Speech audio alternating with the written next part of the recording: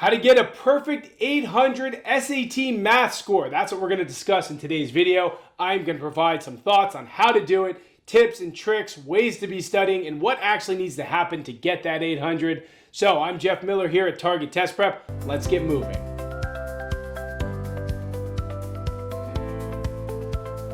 Now to start, it's important to know not everyone needs a perfect 800 on the SAT. So if you're just looking to get a SAT math score as good as possible, watch this video because I'm going to give you some cool tips. We also have a great video on how to improve your SAT math score if you're looking at some general SAT math test taking tips or help with your prep. Now with that said, let's get into how to get an 800 on the SAT. Now, you might be wondering, do I need to get every question correct to get an 800? Most of the time, yes, but because every SAT is scored a little bit different based on those who are taking the exam, it might be the case that, hey, sometimes you can get one question wrong and still get a perfect 800. However, if you're shooting for a perfect 800, the best thing to do is shoot to get every single question correct in the SAT math, and that way there will be no doubt that you are going to be getting that perfect 800 score.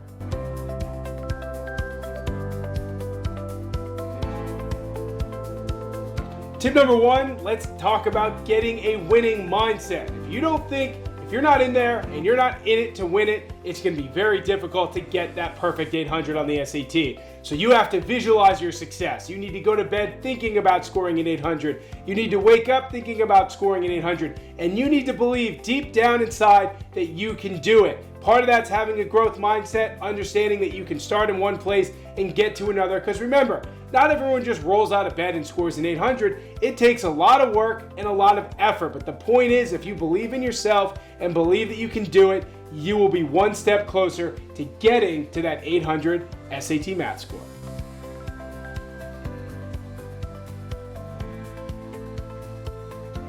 Tip number two, you need to know SAT math like the back of your hand. Of course you do, because you want to get every single question right, or pretty much every single question on your test. What does that mean? Well, it means my favorite thing. What do I always talk about? Topical studying, topical practice. Why do we do that? So we can ensure that we understand every component of every SAT topic. You can't make your studying randomized. You can't jump into a book and cycle through thousands of questions. So you make sure that you're very focused in what you're doing. You start with one math topic, you move to the next, the next, the next. So for example, quadratic equations. What will you do there? You'll learn about everything related to quadratics, foiling, factoring, quadratic identities, difference of squares, the discriminant, the quadratic formula, to name a bunch of them. Get those down, take notes, memorize the formulas, and then you get into focused practice. That means you're just doing practice based on those items, just on quadratics. When you're done with the practice, you can see where the gaps are because you're going to know from what you're getting wrong. Based on doing that type of topical learning and that type of topical practice, you will know SAT math through and through, and by the time you get to test day, you should have no issues getting that SAT math 800 score.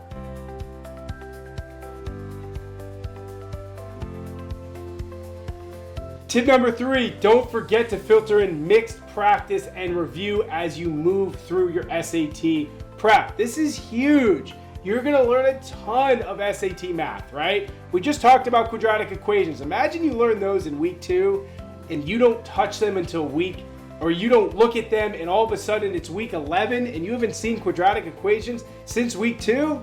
That's a problem. So there's different things you can do. One, you should always be creating notes and flashcards as you move through your SAT prep. Those are things that you can use for quick hit study sessions as you progress. Whether it is you're taking a break from school in a study period, whether you're sitting and waiting in line at the grocery store, you can always use those flashcards and get formulas down and make sure they don't slip away. Then two, you do mixed practice. So you take, let's say you're in week 6, you make a test of the first 4 topics you did, first 4 chapters you did in week 1, 2, 3, 4, and 5, and you do a mixed set. Not only is that going to prepare you for what you're going to see on test day, but it's going to allow you to see if you have gaps or weak areas from those previous topics. Because remember, by the time you get to your SAT, you need to be sure that you are a well-oiled machine with everything tested on SAT math, not just the stuff you saw the previous 3 weeks. So by studying your notes, studying your flashcards, and doing mixed review, that's going to put you in a great position for an 800 score on test day.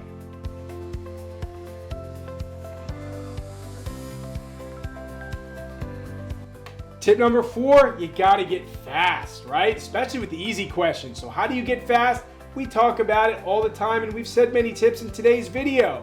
You have to first learn these topics cold. You need to know the formulas that you need to use and when you need to use them. You don't rely on the equation sheet. You get those down to memorization. And to get fast, it's about recognition and execution. So if you see a question on the page and you can see, oh, this is testing Pythagorean theorem. Well, how quickly can you then say Pythagorean theorem is a squared plus b squared equals c squared? Those are the things that are going to make you fast. You see what's on the page and you immediately execute on it.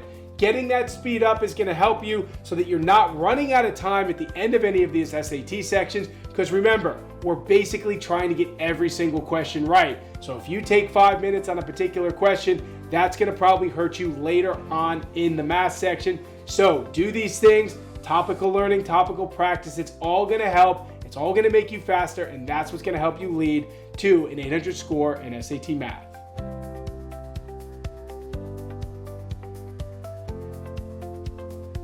My final tip, make sure to take plenty of SAT practice exams, but don't be a weekend SAT test taker, right? Or practice exam test taker. What does that mean? It means you don't need to be taking practice tests every single week. You get through the learning phase of your prep, just like we tell you to do in Target Test Prep, then you move on to the practice test phase. Now, there's plenty of practice tests to take for the SAT, official ones. Are you going to get through all of them? Probably not. Should you get through about 4 to 5 of them? Yes, but you've got to plan them out strategically, because look, if you're going for a perfect 800 on the SAT math section, that means you want to be hitting that on your SAT practice test, which means don't try to take an SAT practice test straight away after school or after sports or extracurriculars. Take it with a fresh head and follow test day conditions, because if you're doing things on your practice test that are allowing you to get an 800 on SAT math, but then you can't do those things on test day, it's not going to replicate. So take enough practice tests, do it under realistic testing conditions, and if you can do all that and all the things we talked about in today's video, I think you have a good shot of getting an 800 in SAT math. All right, everybody, I had a blast today talking about how to get an 800 in the SAT math section. And look, as mentioned earlier, even if you're not going for a perfect 800, there are a lot of tips in today's video that I think you can benefit from. If you want to see other videos and you just want some general study advice, check out our video on the best way to study for the SAT. And if you've been enjoying the videos, of course, don't forget, subscribe to our channel, like today's video, and leave comments for me so I can give you more super cool, super informative SAT videos to help you with your prep. Thank you again for watching, and we'll all talk soon.